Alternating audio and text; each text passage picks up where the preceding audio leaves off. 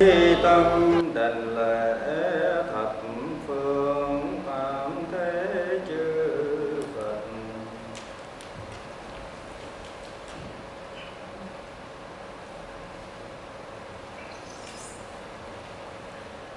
Chí tâm đảnh lễ thập phương tam thế chư Phật.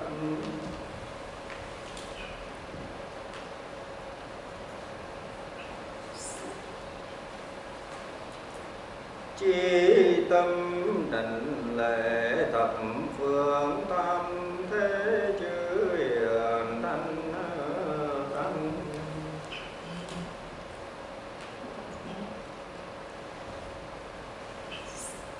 Why we are here? Because important things that we have to discover why we are here first, then we can make decision about our life, what we will do and what will we become. As usual, I ask you to pray.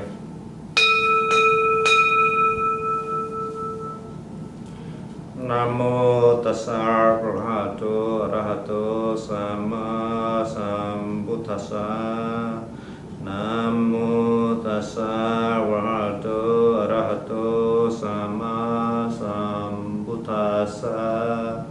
Namo tassa bhagavato arahato samma sambuddhassa.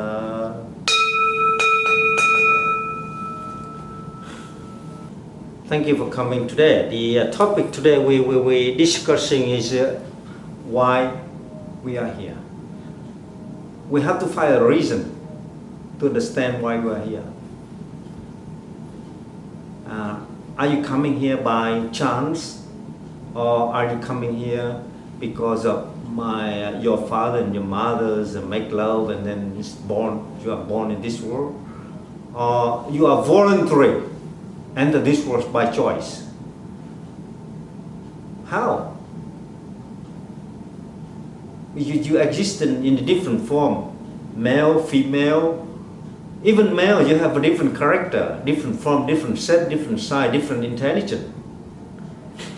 Even within one family, two brothers have a different intelligence, different size, different character. Why? Why we come here? Is it by our choice because you love this world, you want to come here to enjoy the life? The scientists say, one,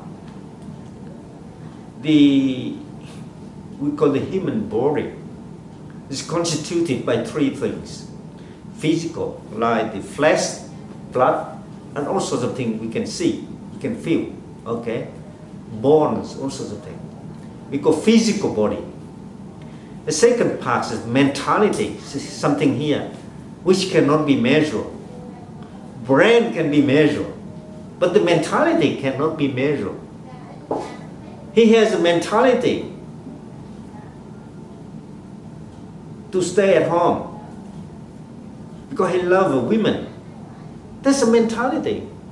This man has a mentality on the piano. He loves music. And he just hates something else. That's a mentality. And she may have a mentality to discriminate against the black women. That's a mentality. It cannot be measured because it's a feeling. The feeling is here. It dictates your feeling. And it cannot be measured. How big, how small. So physical body can be measured, but mentality cannot be measured. And the third part, which constitutes your whole body, is spirituality. If you do something, you feel it's bad not to do it. Or you want to do something because you feel it's good to do something. You want to give the money to the poor, to hungry children, and you feel happy. Spirituality. You go to the church, you go to the temple. You say, praise my Lord, I'm hungry. Or guide me the ways to become a good citizen. That's also something spirituality. So man, in general, I don't want to give you any discriminative gender. We just say man, irrespective of whether female or male. Man is a general terminology to express the form we have now. So man usually is constituted by three parts: physical body, mentality, and spirituality. So where does it come from? Where do they come from? Physical body, we can see, it comes from mother and father, and all the things we eat every day. Water. If you drink coffee, your body become a little bit agitated because it gives you the pressure, it's just a fake pressure, fake motivation. If you drink alcohol, it gives you the fake impression that you are relaxing, but you are not. So it's all about the chemical, about something we eat, we bring into our body, we nurture our body. That's what we can see, we can feel, we can measure. But what about mentality? Mentality is also trained by the environment. The way you read the books, the way you go to school, the way you interact with the people. And you learn from them, you change your pattern of behavior. That's great. A part of your mentality, not the whole thing, but a part of that. Okay. So what about spirituality? Spirituality is teach you immediately what is wrong, what is right. Stealing is wrong. Committing adultery is wrong. Giving the money to help the poor is right. Be good to your friends is right. Be good to your daddy is right. The whole thing about the consciousness. So three things constitutes our body. But where does it come from? The science don't have the answer. They can only have the answer on the genetic body. They say, okay, physically like that, because you're born with genetic elements from your father and your mother. But then the question is, two brothers were born in the same family, same mother and sister, mother and father, but have two different characters. One's very cold, another one's very aggressive. So what makes the difference between the two? So the scientists fail. Religions coming in to provide the answer. They say, okay, because it's something in existence in the past, The Bible says because before you come here, God gives you something, put you in the two different forms. So you come here with different form, different idea, with different entity. The Buddha said, no, you come here because you are different in the past. What makes you so different? It's a karma. Okay, in the sutra, the Buddhist sutra, the Buddha teaching, they said about karma. Karma is intentional act repeated over time. If you have the action, but that action carry out with intention, and it repeat over time, three conditions. One, you must have the act, you must do something. Secondly, that act must be done with intention. With intention. Without intention, it's just accident, Like you driving the car, you by chance kill some people. You don't have intention to kill them because you cause the accident. That's the difference. But you have an intention. First, you must have the act. Second, you must have intention. And the third one, you must have the repetition. Keep doing it. So it's called karma. Karma is something you develop by yourself. It's not from the heaven. It's not come from the heavens. It's not come from the earth. It's not come from your parents. It's not come from your girlfriend. It's not come from your neighbor. It's you yourself to develop it. It's called karma. Every day you eat rice and you like it, and it becomes the habit. And later, that habit is generated to the extent it becomes the karma, because it repeats over time. So if you say something nice to your parent, and it's a good karma. Karma have two elements, two sides of the coin. One is bad, another one is good. So if you keep saying nice thing about your parent, think nice thing about them, and it's a good karma. And every time you talk to them, you talk in a very polite way, loving ways. So it's karma as well, because karma dictates the way you live, dictates the way you behave. So if you get aggressive with your girlfriend, every time she says something to you, you say, yeah, you do it, yeah, you do it. And that becomes karma. Where does the karma come from? Your habit. And then where it go? It go into your consciousness, in your brain, and it's stored over there. When it's stored over there, it's like computer. Every time you turn computer on, it come back. So you keep saying the nasty thing with your friend, your girlfriend, without realizing that you did it over time. And it's a bad karma. You know what? And it drives you to the next life. You behave the same. So what you are doing now is actually controlled by your karma in a past life. Maybe in a past life, you keep saying nasty thing to your friend. And this time, it repeats again. You get used to it. Likewise, the children, you know, they steal something, and later on they rob, they kill people for money. It's just developed gradually. So karma is something you develop for yourself. You're born in this world because your karma. But when you are coming here, you create more karma because your action, your thinking, and you create more karma. And that karma will drive you to the next life. So it's like the circle again and again. So you are coming here with a different size, different shape, different entity. Even within the family, you have a different character, different intelligence. And that is karma. Okay? Karma is a product of yourself. You create a karma, nobody else.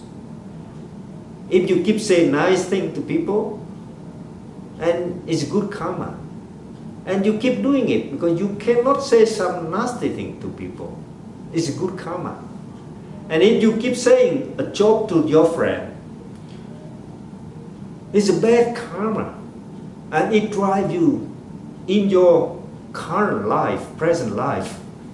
You keep saying jokes to your friend. And when you pass away, you go to a next life, you do the same. You do the same. You can look at the proof in the history. Some children, just about 4 and 5, they can play piano very well. How do they do it? They never learn a lesson from piano. Some young children, just about 4 and 5, can do mathematics. Even the professor in the university feel inferior. And they can do it. Why? Because they carry all their knowledge from the past life. That's called karma. Whatever you do now become karma to dictate your next life or next step of your life. You do something today, you train yourself to something today, and next year that product, invisible product, will drive you to behave in that way. If you say, I give you one analogy, you can see very quick. You keep saying you love her. You cannot live without her. And you train yourself to think in that way, and it goes into your consciousness. And every day you say, I cannot love, I cannot live without her, I cannot live without her. It's a karma. And sometimes you separate from her just about 5 minutes, you see, I feel very sad. Why that feeling created? Where it come from? Because you create the imaginative product. And it drives you to a next step in your life and next life. So if this time, this life, you realize that you have a responsibility to be yourself, to be a good people. You have to develop the good karma. Develop a good karma is to be yourself first. I am what I am. You know your limit, you know your strengths. You develop your quality. Say, okay, I need a good job, I need the career. And that's a karma because it's intention to do something. And if you pursue that intention, carry out the act with the good intention, you get the good consequence. It's like the fruit, the trees, you grow something, you get something, you know, the cause and the consequence. So karma drives you to the next life. And you are born in that size, shape and form because of your karma. I'm not talking about the nature of the karma, whether it's bad or good. Bad, you can see it. Some people have no legs, no eyes, no ears, because in a past life they did terrible things. Okay, this life they bear the consequence. I'm not talking about that. I'm talking just about why you are here first. You are here because your karma dictates your existence. And when you are here, you create more karma. And that karma will drive you the next step in your life, the present life, and next life. Whatever you do here may drive you in the next 10 years. You want to be a doctor, and you keep saying, I must be a doctor, I must study hard. And then it drives you in the next 10 years. Whatever you do, you focus on study. It's a karma, because here, it pushes you to the limit, the best capacity to achieve it. And then that's why some people, they can achieve something because they have a good karma. You are born because of your karma, but it's you who create the karma, you know, in return. Like chicken and eggs, you know, chicken and eggs, you never know which one comes first. So the karma dictates yours, destiny. And you are here, you create more karma. So now if you create a bad karma, what will happen in the next 10 years, next life? See? You have the answer. You are intelligent. Okay? So the question is, why we are here? Because we came from a different world, different part of the world. Invisible life, past life. And all the karma created in the past dictate our present here. Can we change it? Yes, we can. Because we really control the karma. We create the karma now. See? Understand? Or you disagree? Just wonder why some people don't believe in karma. Listen, it doesn't matter whether you believe or you don't believe. The karma still work. Like the cause and the consequence. That is universal law. It doesn't matter whether you're Christian or you're Muslim. Cause and consequence always the universal law. You grow the lemons, you put the lemon seed on the ground, you have the lemon tree, you have the lemon fruit. You put the lemon seed under the ground, you cannot have the durian or orange. You cannot. You must have lemon. Am I right? So whatever you do, if you do the bad thing, you have the bad consequence. That's cause and effect. It's a part of your karma. You do the good thing, you enjoy the good fruit, good consequence, good results. You do the bad thing, you suffer the consequence. What about what happens when, like bad things happen to good people? Well, good people in this life, but you never know in past life, they did some terrible thing. And the cause, the bad cause or causes in the past generate the consequence in this life. But bearing in mind, I give you the analogy, the good and the bad, like you got the sauce and the water. Water like this. If you put the sauce like this, put in the water, you cannot drink because it's so salty. You die if you drink it. But if you have the same quantity of salt, but you have a pool of water, swimming pool, you put it in the swimming pool, can you drink? Yes, you can. So if you are doing the good thing in this life, but in past life you did some terrible thing, you compensate, the effort to compensate the consequence. So you still can suffer. You still suffer the consequence. So you just say, some people is very good, but they still suffer some consequence because it's a past life. They did some terrible thing. In our life, every day we do something good, something bad. We never be perfect. If we are perfect, we are God, we are Buddha. Okay, we always do something good and something bad.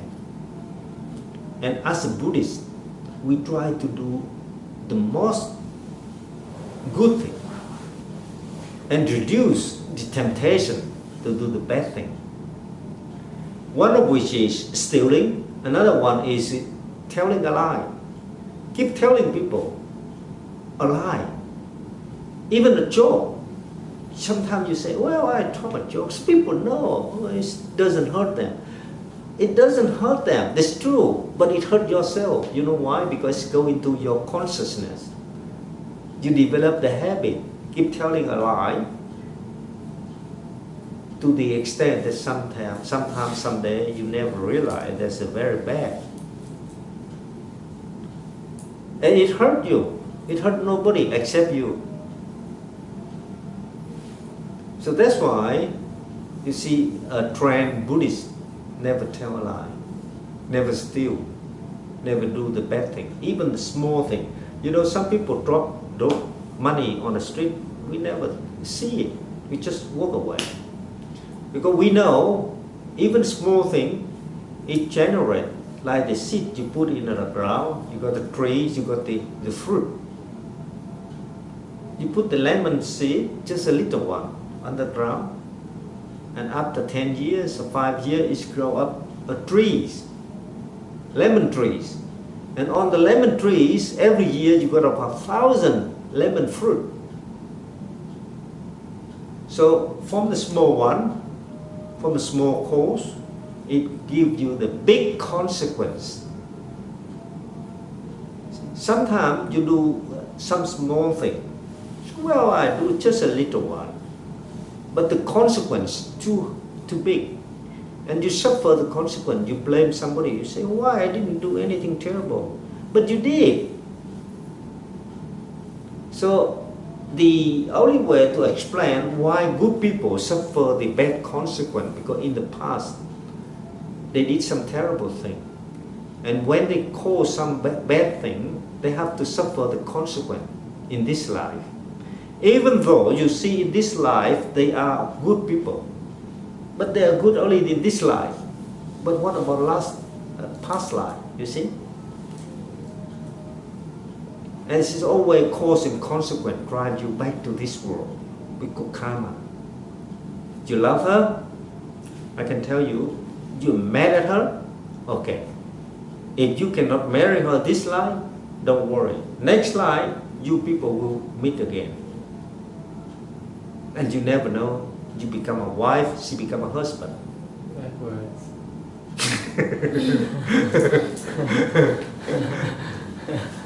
It's always that, Brother, sister, always, Sometimes it's revolving for many times.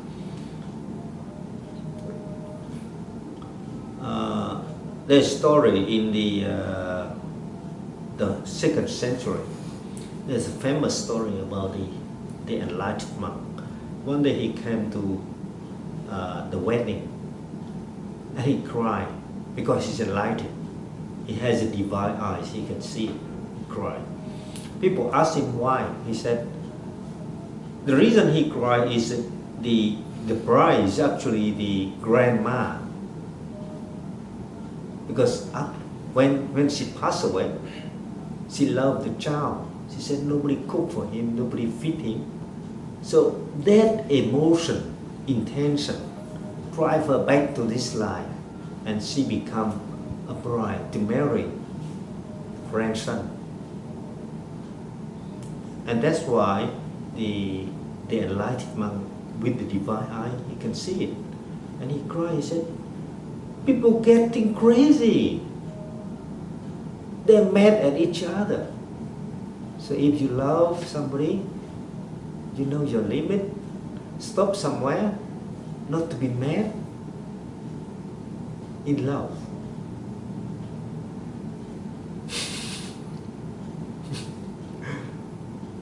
But you cannot do it, you see. That's why you create a karma. You create karma and you suffer the consequence, okay? That's your choice. Who created the karma? We. Can we stop the karma? Yes. But do we want to stop? No. See? That's why we keep, we are the creator for the karma, and we also a slave of the karma. Once we create, it dictates our life. Okay? Any question? How to slowly go back to not wanting and creating just good karma. Slowly go back. It's very good question. You have to train yourself, and one way to train yourself is actually two ways. One by the discipline, another one is by the meditation. This is discipline. One of discipline is I don't do the bad thing, I don't say the bad thing, I don't promise the bad thing, I don't promise something which I cannot fulfill. You have to promise yourself, and you have to be self-disciplined. When you say I don't say something which I cannot fulfill, and you have to discipline yourself. Somebody say, darling, I love you. You say, yes, I love you for the rest of your life. Are you sure? You're not sure. But you keep saying it. You know in your heart you're not sure, but you keep saying it. That means you betray yourself. You're telling a lie with yourself. So be practical. Be practical. You can say to your girlfriend, you say, yes, darling, I love you as long as you love me. That's fine. But if she doesn't love you and you keep saying, I still love you, even you marry another guy, forget it. She's just nasty. You're telling a lie. You know? And that develop the karma. That develop a karma because you keep telling a lie and you know it's a liar, but you still keep doing it. That's intention. The intention, the act, and the repetition of the act. Three things. Karma is the act with intention and repeated over time. So from now, you only tell what you believe is true and what you can do. Don't tell a lie. That's just one lesson, you know. Stealing. Sometimes, you know, some small money, you say, okay, I pick up some money. Or you go to a restaurant, you say, master, go to a restaurant. Yeah. Have a meal with me, have a dinner with me. But you pretend you don't carry the wallet. Yeah, and you say, master, I forgot my wallet. Yeah. And then master must put up the money to pay for the bill. You know it's bad thing. You know it's bad karma. But you do it with intention. You enjoy the other people's suffering. The master must pay the bill, and that's bad karma. It hurts you because it's going into your consciousness, develop your character. You know, all the robbery, the terrorists, they are trained from the beginning. They are young, they steal $1, $2, you know, buying a cigarette, and later on they become a terrorist, a robbery. Nobody can become a robbery, a big robbery, skilled people without going through the process of learning. They learn to become a bad person. So the question is, you are what you want to be. You create yourself. And that's called the karma. So you know the answer. What do you want to be? See? What do you want to be is actually you, your determination, your way. Even the eating habit. If every day you eat a lot of fat, you get a cholesterol. And you say, Master, I enjoy eating fat. He says, okay, if you want to kill yourself. People don't realize the garbage in is garbage out. You eat all the nasty things, like sugar, chemical, and then you blame, geez, I don't know why I get the stomachaches, I get the bad memory. The food you eat is actually constitute your body, your brain. So if you want to look after yourself, you have to look after the meal, you know, watching it. Certain things you can, certain things you cannot eat. And you have to be moderate, you know. Just not your friend call you, Daniel, go to dinner, and you go to dinner, you eat a lot of junk food, you know, McDonald's and all sorts of things, and you enjoy singing, and later on you go home, you see, geez, my stomach. You understand? Yeah. The karma is the action with intention repeated over time. Am I right? Yeah. Probably you did it. Okay? Yeah. Any question? Thầy nói about cái story con Buddha với con dog á. She enjoyed it. Yeah, I enjoyed that story. The Buddha, usually he goes by arms, you know, with the bows and asking for food. One day he passed by the house. The dog in the house just chasing him. He said, come on dog, you nasty. You are born in this form because before you die, you didn't show your sons or your children about your property hidden under the ground. He put some gold under the ground and he suddenly passed away. He couldn't tell the children. So to protect his asset, he was reborn into the form of the dog to protect it. But the dog cannot tell the story. So they keep wandering around. One day they met the Buddha and the dog's barking. And the Buddha said, you nasty. You are born because you try to keep your asset and you don't know that. And now you keep barking. And the dog realized. The dog could not eat for 3 days. The owners came to the Buddha and said, what did you tell my dog? And my dog could not eat for 3 days. It nearly died. She's nearly died. And the Buddha said, don't worry, I will tell you. The Buddha went to his home, talked to the dog, said, dog, you are the father of the owner. But because you keep hidden the jewelry and the gold under the ground, so now you are born into this world in the form of a dog to protect the asset.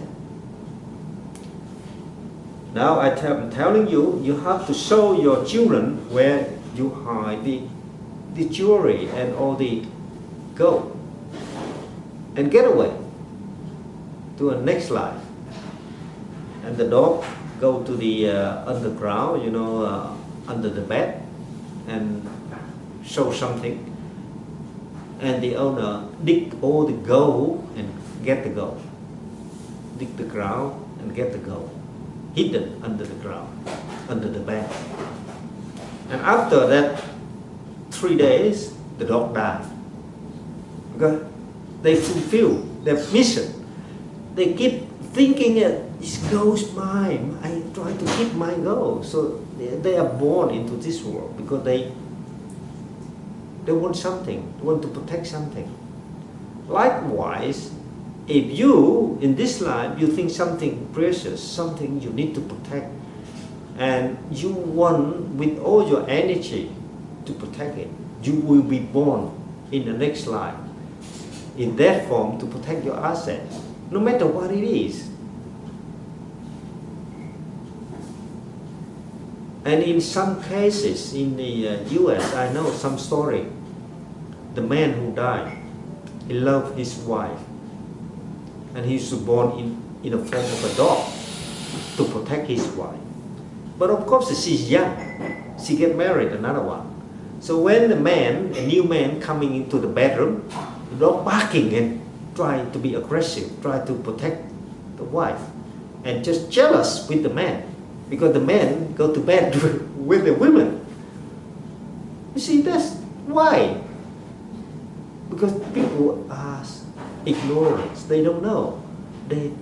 Nothing permanent. Okay, nothing permanent, and nothing belongs to you. Even your body, you just borrow it.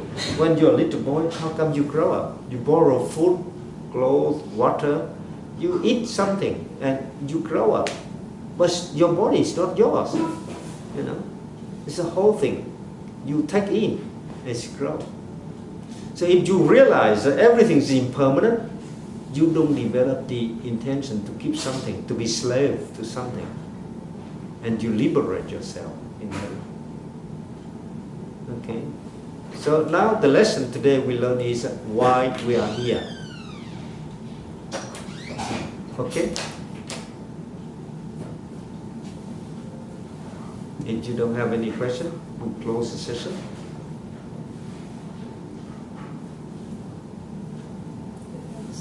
Okay.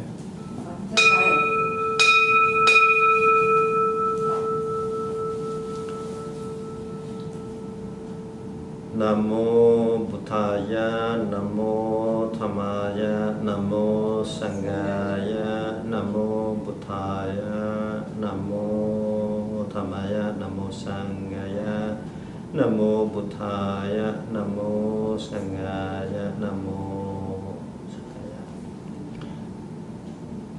Okay, enjoy today.